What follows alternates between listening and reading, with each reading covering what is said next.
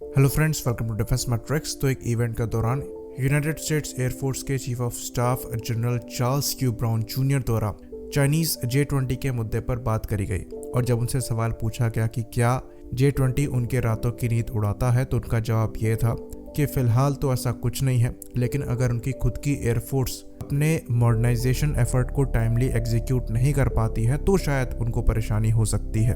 तो US air force general के हिसाब से फिलहाल के लिए जो J-20 एयरक्राफ्ट है वो उनके लिए बड़ा थ्रेट नहीं है।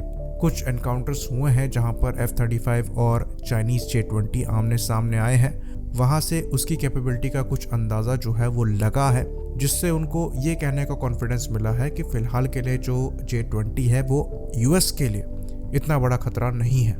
बाकी इनका खुद का भी इवैल्यूएशन है J-20 को लेकर और इनके कॉन्फिडेंस को देखकर ऐसा लगता है कि अभी भी यूएस अपने 5th जनरेशन फाइटर के साथ Chinese 5th generation fighter J-20 से कहीं आगे है। लेकिन जो एक और चीज़ काफ़ी इम्पोर्टेंट यहाँ पर नोट करने वाली कही गई वो ये कही गई कि J-20 की कैपेबिलिटी से ये भले ही बहुत ज़्यादा इम्प्रेस ना हो, पर जिस तरीके से ये ऑपरेट किए जा रहे थे ये इम्प्रेसिव ज़रूर थे।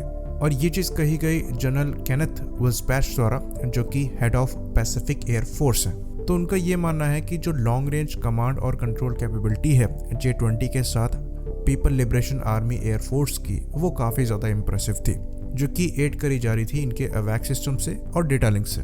और इन दोनों का डेवलपमेंट जो है वो चाइना द्वारा ही किया गया।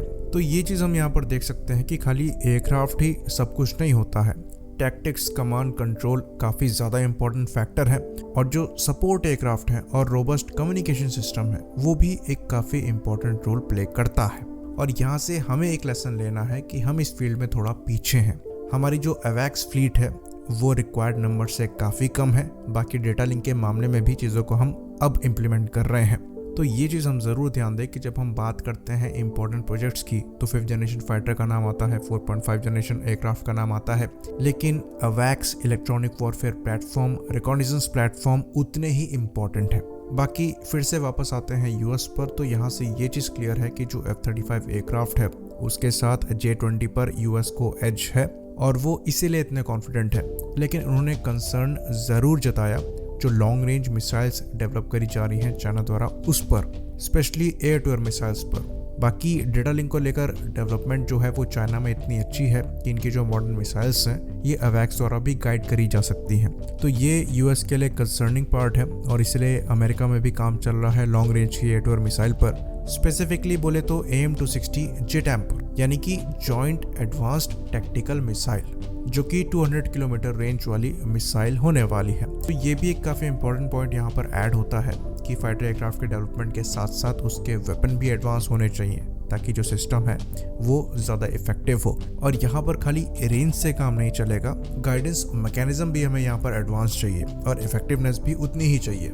थैंकफुली यहाँ पर हमारी जो प्रोग्रेस है वो डिसेंट है, पर हमें अस्त्र मार्क 3 के भी आगे देखना चाहिए और मॉड्यूलर लॉन्ग रेंज की मिसाइल्स पर काम करना चाहिए जो कि कॉस्ट इफेक्टिव होती हैं और डिफरेंट रोल्स को परफॉर्म कर सकती हैं। तो यहाँ पर जो एयरफोर्स की प्रोग्रेस है वो खाली नए और एडवांस फाइटर एयरक्राफ्ट से नहीं होती है, ये एक होलिस्टिक अप्रोच है जहाँ पर आपको support aircraft, weapon systems, better coordination, better ground systems सब चाहिए। और इसलिए यूएस द्वारा इस एज को मेंटेन रखने के लिए इन फील्ड्स में प्रोग्रेस करी जा रही है।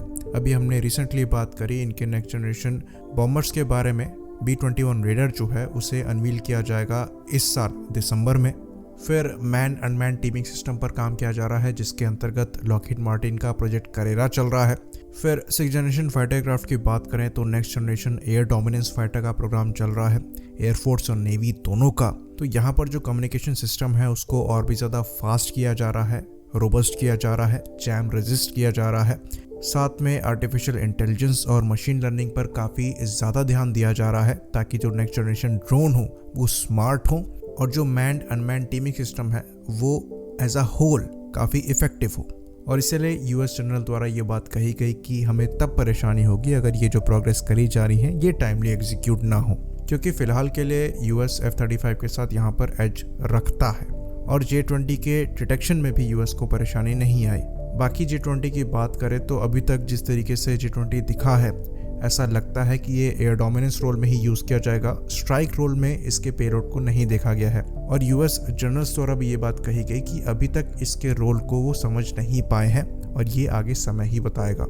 आई होप इन्फॉर्मेशन यहाँ पर क्लियर हो। इसी बात पर हम इस वीडियो को ख़त्म करेंगे। लाइक करिए, सब्सक्राइब करिए।